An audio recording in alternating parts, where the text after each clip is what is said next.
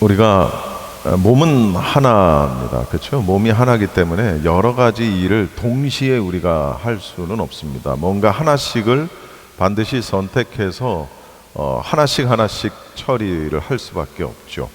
제가 방송에서 했던 얘기인데 뭐 여기 아시는 분들도 계시겠지만 한번 여러분 생각을 좀 한번 해보십시오. 이 일이 네 가지의 일이 동시에 일어납니다. 첫 번째, 아기가 자지러지듯이 웁니다. 두 번째, 초인종 누가 그렇게 왔는지 초인종을 그냥 연신 눌러댑니다. 세 번째, 목욕물 틀어놓은 걸 깜빡했네요. 목욕물이 넘쳐납니다. 그리고 네 번째, 전화벨이 끊임없이 울립니다. 자, 아기가 자지러지게 울어요. 초인종이 울립니다. 목욕물이 넘쳐납니다. 뭐지 또 하나가? 전화벨이 끊임없이 울립니다. 이 네 가지가 동시에 울립니다. 여러분, 뭐 정답이 있는 건 아닙니다. 그냥 여러분 생각에 무엇부터 해결을 해야 될까요? 아기를 안고. 다시 잠깐만요. 뭐부터?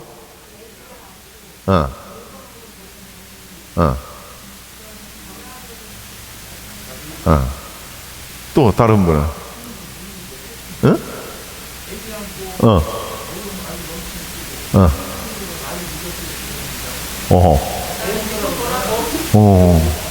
또 다른 의견이 있는데. 목욕물 먼저. 또.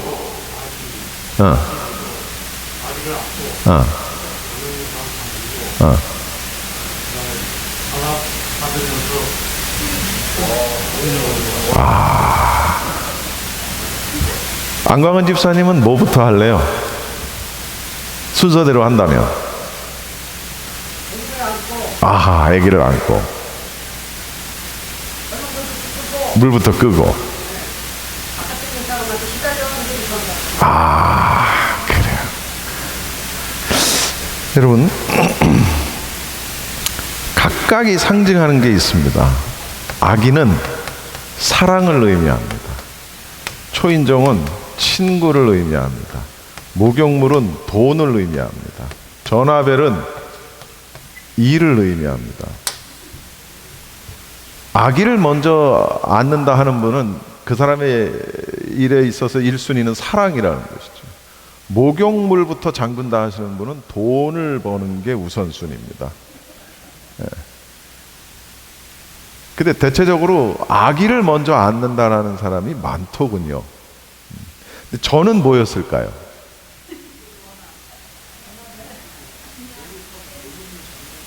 제가 저에 대해서 잘 모르시는군요. 너무 모르시는데. 저는 초인종을 열어서 누가 됐든 들어올 거 아니에요? 들어오게 하고, 그 다음 내가 아기를 안고 들어온 친구한테 목욕물을 잠그라고 그러고 마지막으로 전화벨을 받는다. 그러니까 저의 성향은 저의 우선순위는 친구인 거예요. 근데 저 친구 좋아하거든요, 확실히. 그리고 이제 초인종을 눌러서 사람을 들어오게 하고 아기한테 가서 아기를 안고 내가 물을 잠그고 친구한테 가서 전화를 받아라. 그러니까 저는 제 일에 있어서 제 우선순위에 있어서 일은 제일 마지막이에요. 근데 이게 얼추 맞는 것 같아요, 저 경우에는.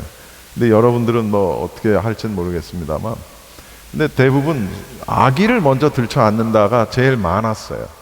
근데 이 아기가 상징하는 건 사랑입니다. 근데 목욕물부터 끈다라는 얘기는 제가 처음 들었어, 오늘. 어느 분이 하셨지? 목욕물부터 끈다. 잠근다. 권사님도?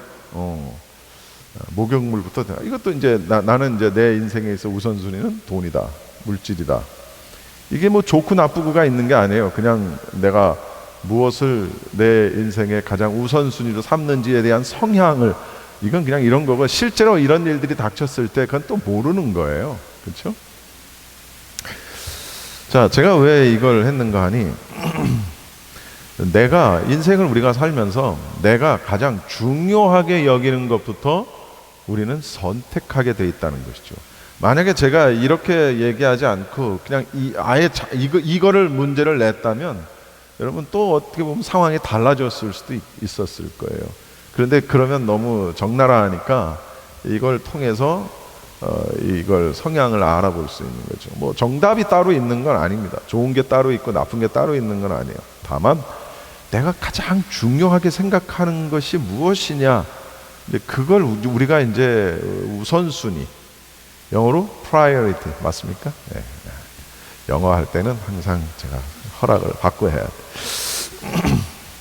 제가 방송에서도 영어 하면 영어 발음 틀렸다고 꼭 그렇게 지적하는 분이 한 분 계세요. 나하고 친한 분이에요. 그래서 웃고 그러는데,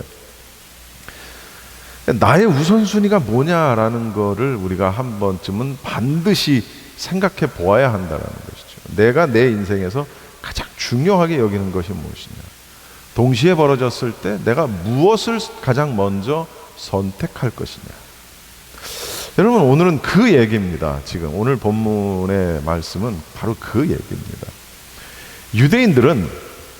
유대인들이 가지고 있는 특별한 자신들만의 어떤 그 선민 사상, 자신들의 어떤 메시아 사상은 굉장히 뭐랄까, 나쁘게 얘기하면 굉장히 독선적인 것이었어요. 물론 좋게 얘기하면은 굉장한 자부심이 있었죠. 그러나 그 자부심을 넘어서서 그들은 너무 큰 독선적인 것이었기 때문에 뭐라고 얘기하냐면 주님 오실 때에 자신들만이 하나님 나라에 참여할 수 있다라고 이렇게 그들은 생각을 했어요. 왜? 나는 유대인이니까. 나는 하나님의 택함 받은 사람이니까.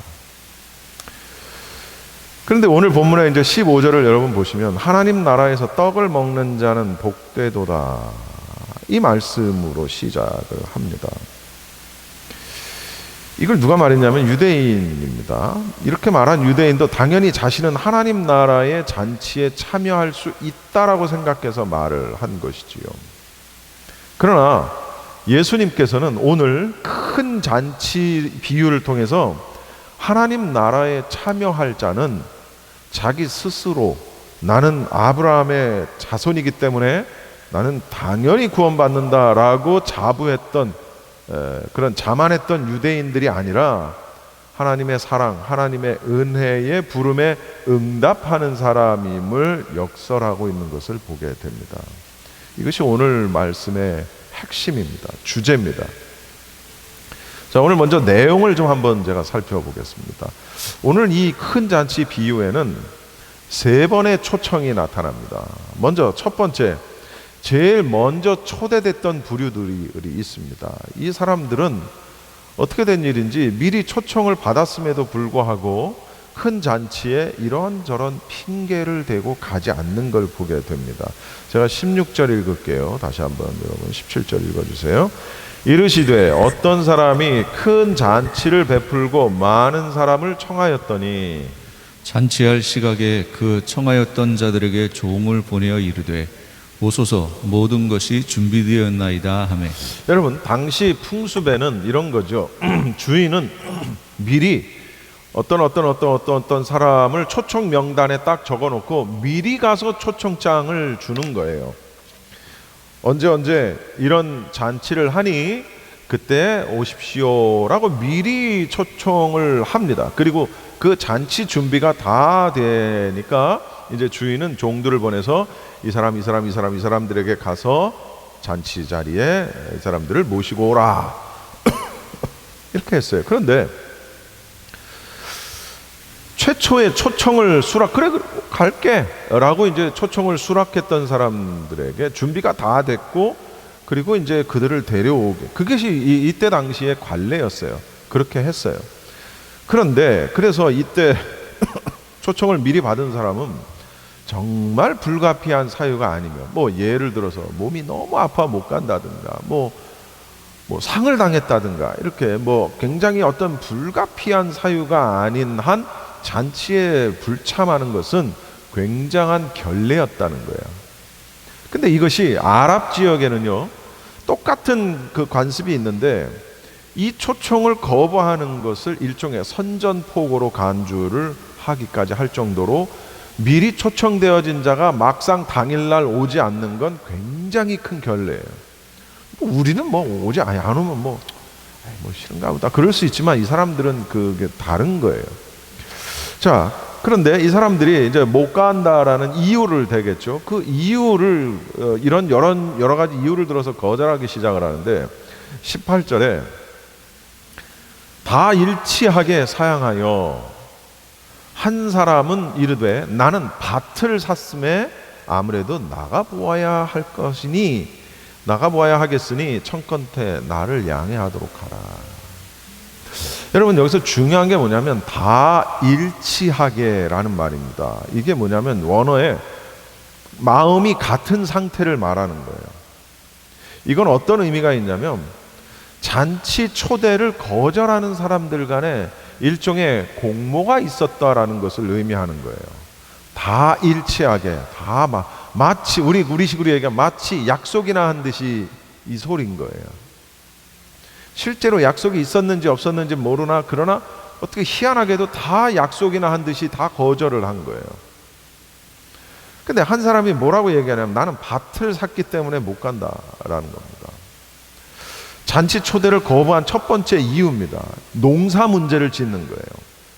여러분, 그러면 이건 굉장히 합당한 이유가 아닐까. 내가 예를 들어 잠자다가 못 간다, 내가 노느라 못 간다, 이러면 모르겠습니다만 내가 농사일 때문에 못 간다.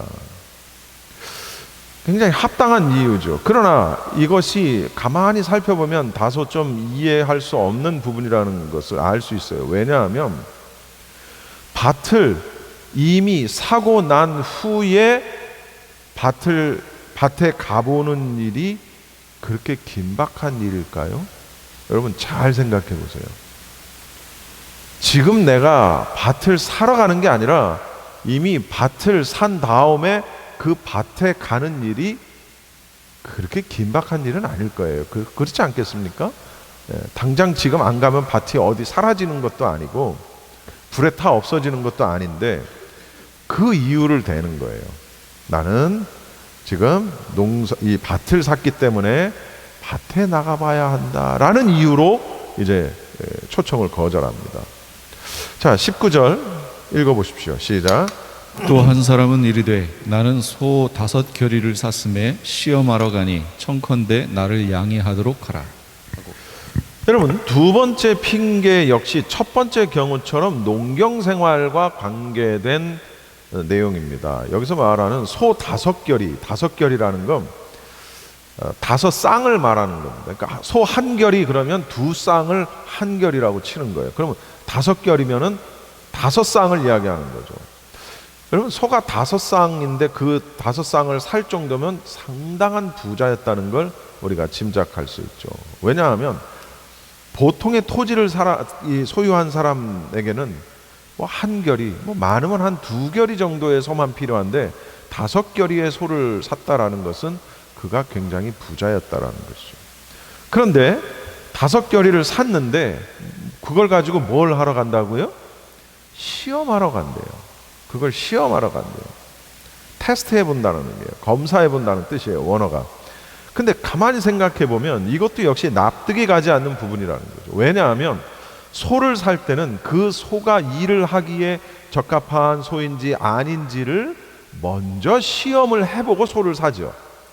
소를 사놓고 난 다음에 그것이 적합한지 아닌지를 시험해보지 않잖아요, 우리가. 그건 당연한 거잖아요.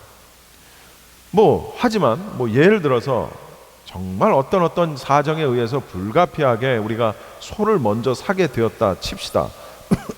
그렇더라도 그 소를 시험해보는 일이 약속되어 있는 잔치에 참여하지 않으면서까지 해야 할 만한 급한 일이냐라는 거예요. 내가 산 소를 시험해보는 일이 뭐가 그렇게 급한 일이냐라는 것이죠.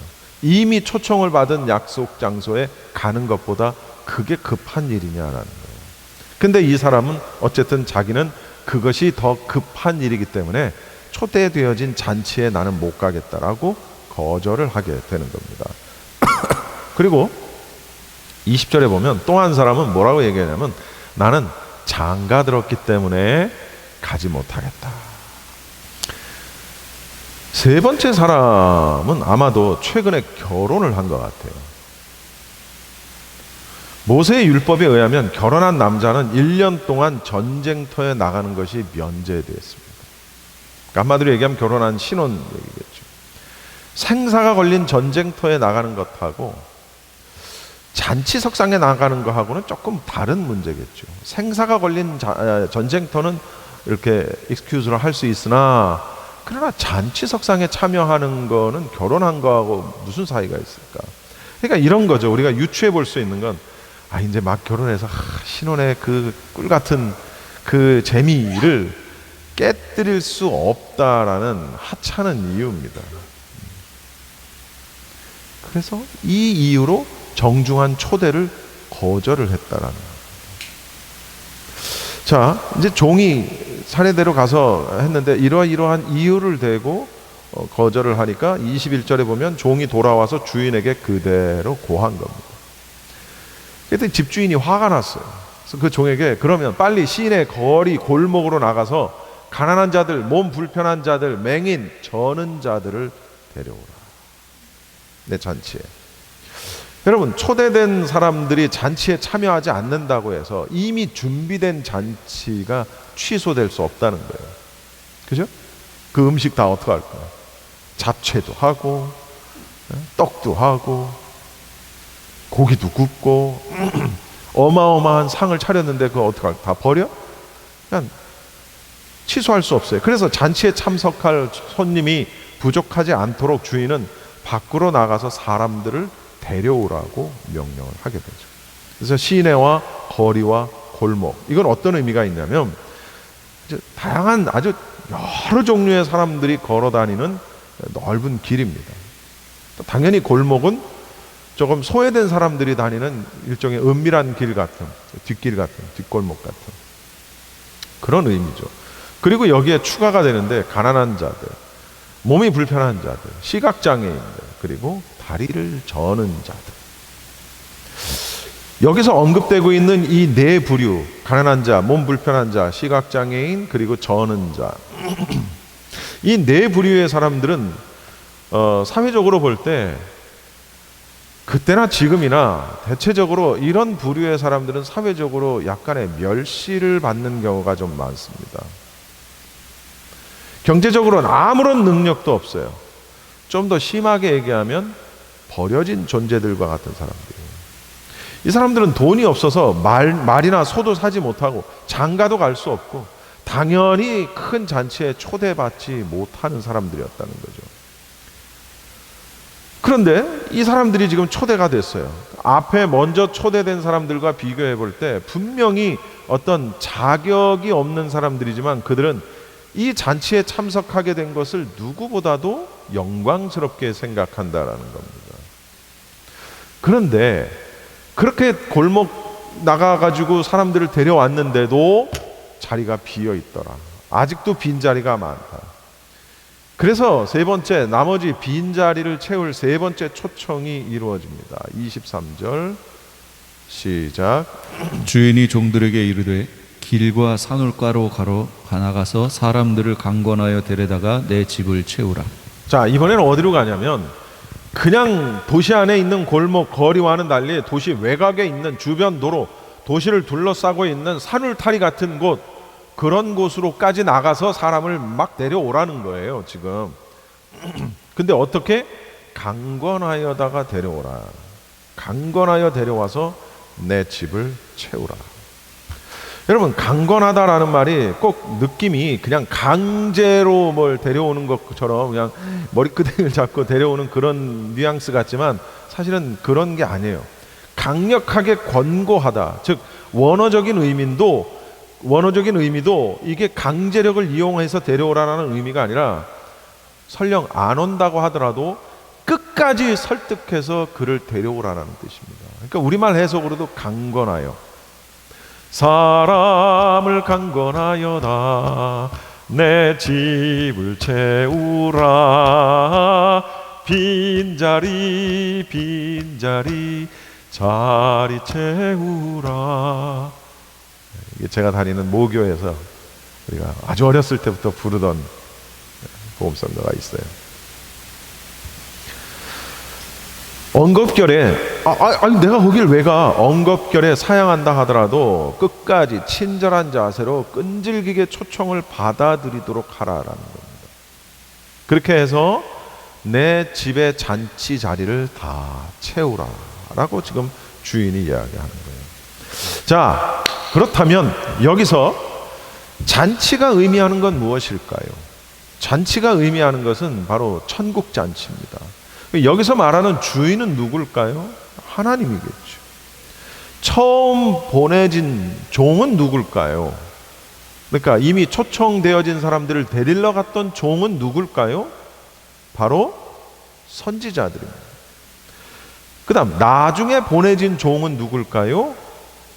예수 그리스도를 상징하는 겁니다. 이미 여러분 다 눈치채셨겠습니다만, 제일 먼저 처음 잔치에 초청했던 인물들, 그런데 그 초청을 받았던 이들이 이런 이유 저런 이유를 들어서 초청을 거절하고 있습니다. 물론 본문 그대로 보면 이들은 누구를 이야기하는 거냐면 유대인들을 이야기하는 거예요. 아까도 얘기했지만 유대인들, 자신들의 기득권을 지키고 자신들의 육체적인 욕구를 충족시키는 것을 삶의 1순위로 여겼던 사람들. 그것이 잔치 자리에 가는 것보다 자기에게는 더 1순위인 거예요. 그것 때문에 바빠서 못 가는 거예요. 그것 때문에 하나님께서 선지자들을 보내서 초대를 하고 때가 돼서 메시아를 보내서 천국 잔치에 초대했음에도 불구하고 천국 복음을 거절하고 있는 그들의 모습을 보게 되는 겁니다. 여러분, 잔치에 미리 초청을 받은 사람들이 잔치가 시작될 때가 돼서야 비로소, 그 전까지 뭐 하다가 비로소 그들의 욕망을 채우기 위한 사소한 변명을 핑계로 주인의 초청을 거절하고 있는 거예요. 지금 뭘 먼저 해야 될지를 모르고 있는 거예요. 지금 또 다시 말하면 무엇이 더 중요한지를 모르고 있는 거예요.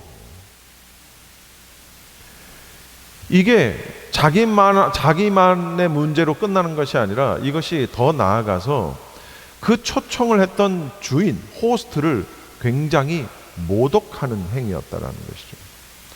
그렇기 때문에 주인이 그들에게 따로 화를 내는 것은 당연한 일이라는 것이죠. 여러분, 제가 어제 그 세미나 옥스포드 호텔에서 했는데 금요일 날, 그러니까 어제 토요일 말고 그 전날 금요일 날 부동산 세미나가 있었습니다. 사실 제가 그걸 어떻게 알고 그 매니저한테 물어봤냐면 그 부동산 세미나 인터뷰를 제가 했었거든요. 그 제가 하는 프로그램에서 그 관계자들이 나와서 이제 부동산 그에 대한 인터뷰를 했고 그 세미나가 금요일 날 있다는 것까지도 이제 광고를 했기 때문에 제가 알고 있었어요. 옥스포드 호텔에서 그게 있었다라는 걸 알고 있었기 때문에 제가 물어본 거예요. 그래서 제가 세미나에 몇 명이나 오셨어요? 라고 이렇게 물어보니까 한 100명 정도가 왔다는 거야. 여러분, 우리 세미나, 요한계시록 세미나 몇 명 왔을 것 같아요? 그 100명의 절반도 안 왔어요. 물론 우리가 예상했던 인원보다는 조금 그래도 왔지만, 그러니까 그런 거죠. 부동산 세미나를 왜 할까? 그럼요. 그거 이유는 하나예요. 돈 버는 거예요. 그걸 어떻게 투자해서 어떠한 걸 가지고 했을 때 돈을 더 많이 벌 수 있고, 이러한 걸 하는 세미나예요. 물론 그게 나쁘다는 얘기가 아닙니다, 여러분. 근데 그 다음날 요한계시록 세미나에는 그 절반 숫자도 미치지 못했다는 거예요. 참석한 사람들의 수가. 그리고 더 중요한 건 뭐냐면, 이제 세미나가 끝나고 나서 이제 나가는 동안에 제가 입구에 서서 이렇게 인사를 하는데 어떤 여자 성도님이 와가지고, 이제 제가 왜냐하면 오렌지 카운티에 한번 17차 때는 오렌지 카운티에서 하고 싶다. 좋은 장소가 있는 걸 알거나 연결시켜 줄 수 있는 분들은 좀 연결 좀 해주시오 하고 제가 이제 광고를 했었거든요. 그래서 어떤 여자 성도님이 나가면서 그 얘기를 하면서 뭐 어느 교회도 되냐? 아우 되죠. 장소비 뭐 조금 내더라도 우리가 할 수 있다. 이런 얘기를 하면서 자기가 아는 어떤 신실한 신도가 있는데 이 요한계시록 세미나가 있으니 가자라고 권면을 했더니 정색을 하고 싫다고 하더라는 거예요. 근데 그 사람이 굉장히 아주 신실한 성도였는데 싫다고 하는 거예요. 왜 싫으냐? 요한계시록 싫다는 거예요. 무슨 의미인지 아시겠죠, 여러분? 그래서 제가 다 그래요. 요즘 다 그래요. 근데 권사님 보시기에 이상했어요? 그랬더니 아니라고. 너무 좋았다고. 그래서 여러분, 피리를 불어도 사람들이 춤추지 않아요. 나팔을 불어도 사람들이 오지 않아요. 상을 당했는데도 사람들이 울지를 않아요. 무슨 얘기냐면 잔치를 벌이고 뭔가를 하고 해도 사람들이 오지 않는 시대란 말이에요, 지금. 물론 그것이 우리는 알죠. 성경적으로 이방인의 구원의 때에 문이 닫히고 있기 때문에 그래요. 60년대, 70년대, 80년대 그 부흥의 물결이 지금은 오지 않아요. 왜? 이방인의 구원의 때가 닫히기 때문에 이방인으로서, 즉 이스라엘 사람들이 아닌 우리와 같은 이방인들이 교회에 전도를 받아서 오고 하는 것이 옛날 같지 않다고요. 지금은 여러분 거의 새신자, 그러니까 교회를 다니지 않는 사람을 교회로 데리고 와서 교회를 채우는 전도가 얼마나 될까요? 많지 않아요. 그럼 뭐죠? 다 그냥 수평 이동이에요. A라는 교회에서 B라는 교회로 가고, B라는 교회에서 자기들끼리 싸워가지고 우르르 C라는 교회로 가고, 그냥 그런 거예요. 그러다가 간간히 새로운 신자들이 이제 전도받아서 교회를 다니지 않던 사람들이 이제 간간히 오는 거죠. 그 수가 그렇게 줄어드는 거예요. 잔치를 벌여도 아무리 맛있는 음식을 만들어줘도 안 와요. 귀찮아서 안 오고, 돈 벌러 가야 해서 안 오고, 장가 가야 해서 안 오고, 시집 가야 해서 안 오고, 안 와요. 그래서 잔치에 참석할 손님이 부족하지 않도록 주인은 종한테 밖으로 나가서 이번에는 보통 초청받지 못했던 사회적으로 소외된 사람, 가난한 자, 장애인들, 이런 사람들을 데려다가 잔치에 참석시켜라 라고 명령을 하시는 거예요. 여러분, 결국 이 비유를 통해서 우리가 알 수 있는 사실은, 따뜻한 물 한 잔 갖다 드리세요. 우리는 예수님께서 유대인들이 지금까지 무시했던 사회에서 버림받은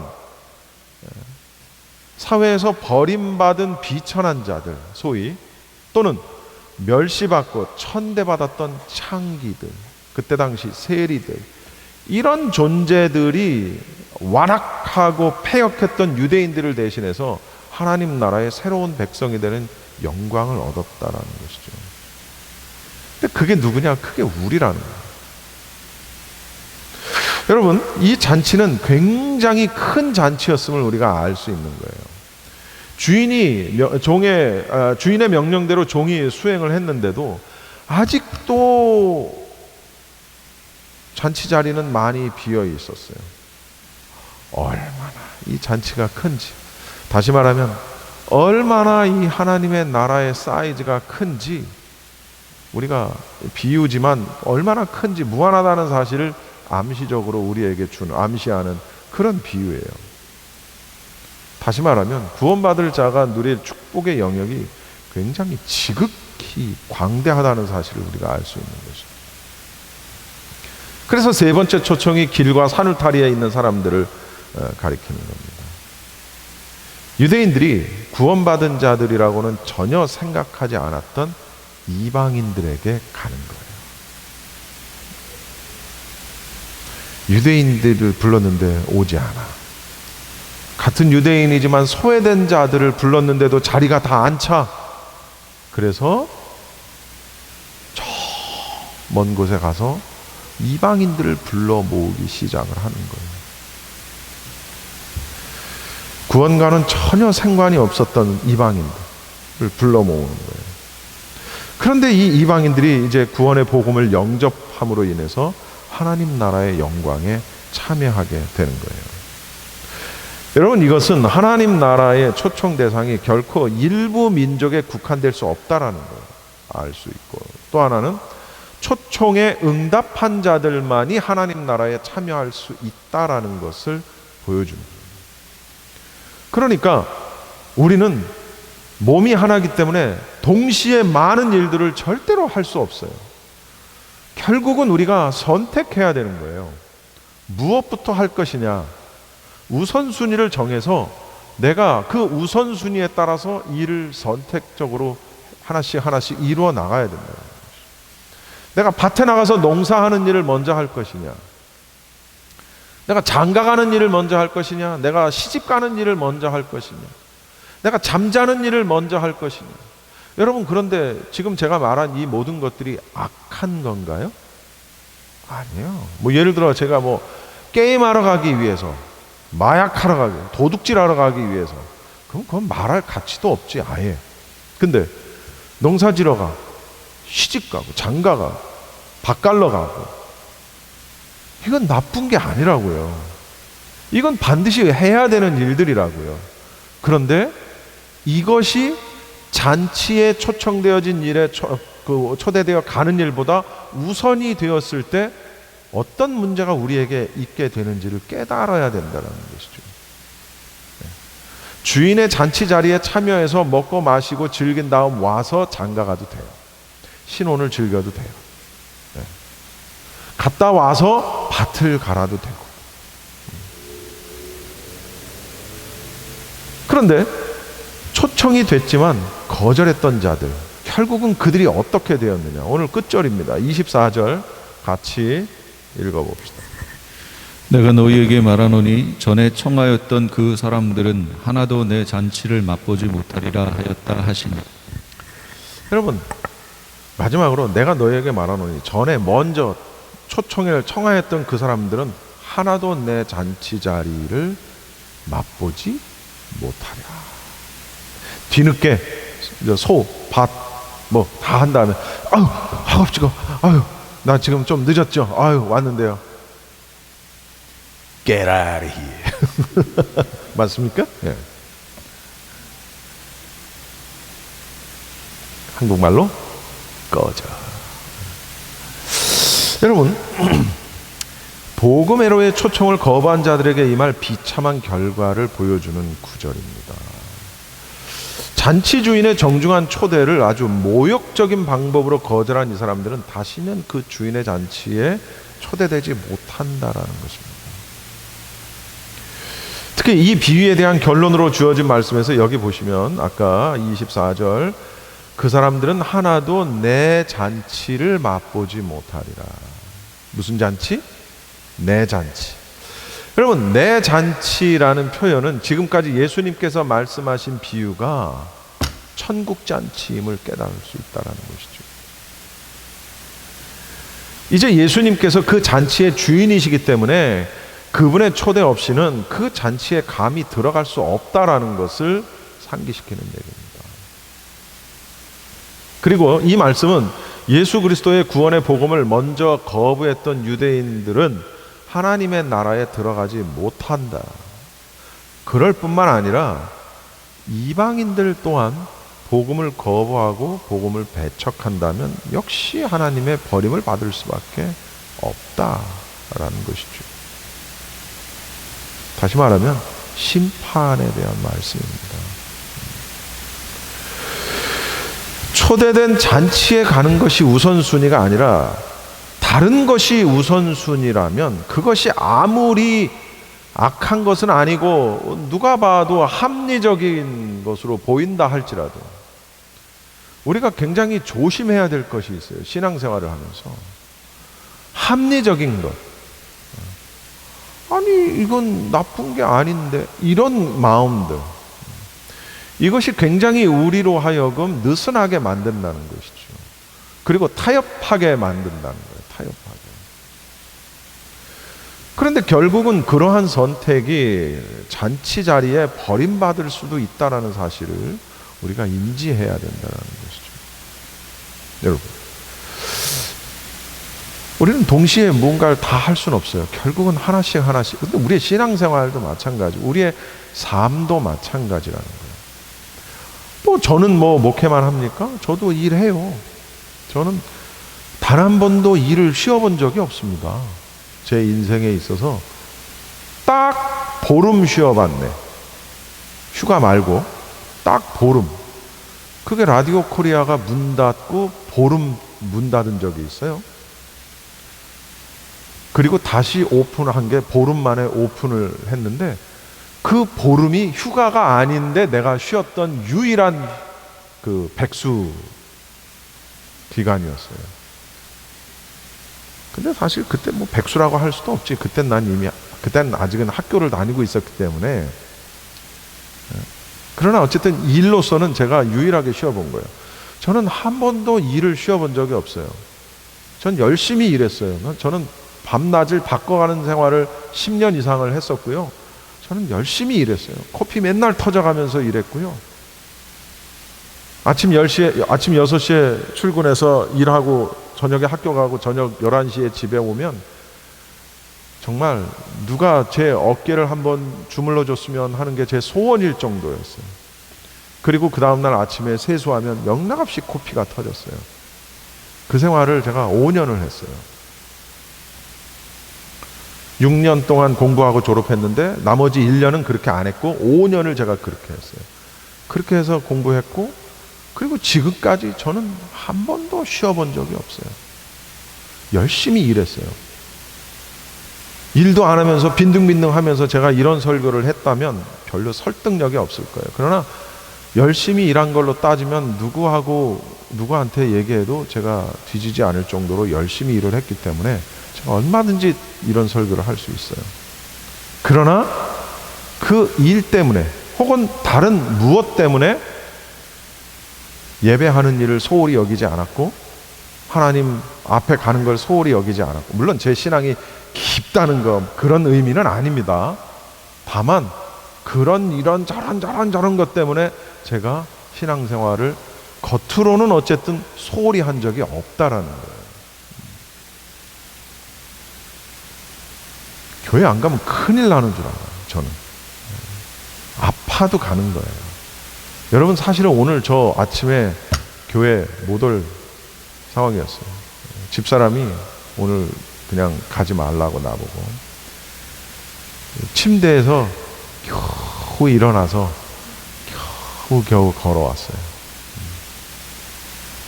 제가 옥스퍼드 호텔 앞에서 또 넘어졌어요. 그 주차장 인도하는 거 하다가 턱이 있는 걸 모르고 없는 줄 알고 한 바퀴 굴렀어요. 그래서 지금 발목이 또 나갔어요. 그리고 허리가 또 나갔어요. 허리를 움직이지를 못해요. 그래서 겨우 지금 온 거야. 근데 아파도 가야지. 순교보단 낫잖아. 이거 뭐 순교하러 가는 것도 아니고, 순교하는 마음도 우리한테 있는데 그냥 겨우 이렇게 해서 왔어요. 그러니까 뭐냐면, 제가 잘났다는 얘기를 하는 게 아니라, 물론 몸이 많이 아프면 못 올 수 있죠. 그걸 지금 여러분 오해하지 마세요. 몸이 아프면 못 올 수도 있고 그럴 수 있어요. 근데 이제 뭐냐면, 전체적인 우리의 어떤 삶 속에, 전반적인 삶 속에 우리의 신앙생활과 일과 이 모든 것들이 함께 이어져 나갈 때 반드시 우리가 우선순위는 있고, 그리고 무엇이 중심이 더 돼야 되는지에 대한 어떤 선택은 우리가 반드시 해야 된다라는 겁니다. 설교의 포인트는 그겁니다. 아프면 교회 못 올 수 있고, 아프면 직장 빠질 수도 있죠. 그런 얘기를 하는 게 아니라 전체적인 의미로서 그렇다라는 얘기예요. 그래서 여러분, 우리는 마지막 날 하나님의 나팔 소리가 천지를 진동하면서 우리 앞에 울려 퍼질 때, 빰빠라빰빠라빰 하면서 나팔 불 때, 나의 이름이 불려질 때, 나팔이 울리면서 이원태 했는데, 아유, 나 잠 좀 자고요, 이러면 안 된다는 거예요. 잔치 자리에 갈 수 없다는 거예요. 이정현 하고 나팔 소리와 함께 이름이 불러졌는데 일 좀 하고요, 이러면 잔치 자리에 못 간다는 거예요. 나팔 불 때 나의 이름 부를 때에 잔치 참여하겠네. 이 잔치에 우리가 참여해야 된다. 그럼 우리가 우리 인생에 어떤 것이 우선순위가 되어야 하고 무엇이 우리의 삶의 중심이 되어야 하는지를 알아야 한다는 얘기입니다. 기도하겠습니다.